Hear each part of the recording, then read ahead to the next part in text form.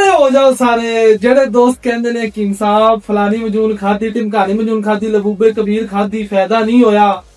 Online बहुत से order मंगवाए किंग साहब, फायदा नहीं होया।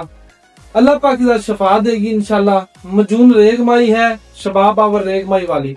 इसकी 12 मैं पहले भी तशहीर कर चुका हूँ, बनाने का फार्मूला भी बता चुका हूँ।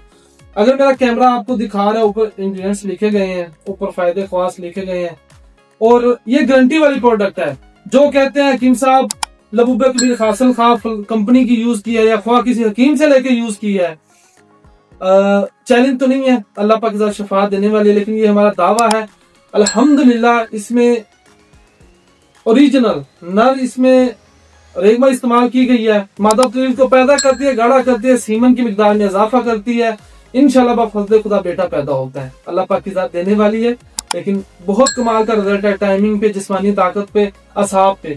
नीचे नंबर दिया गया, आप लोग राब्ता करें। वस्सलाम, अल्लाह हाफिज़।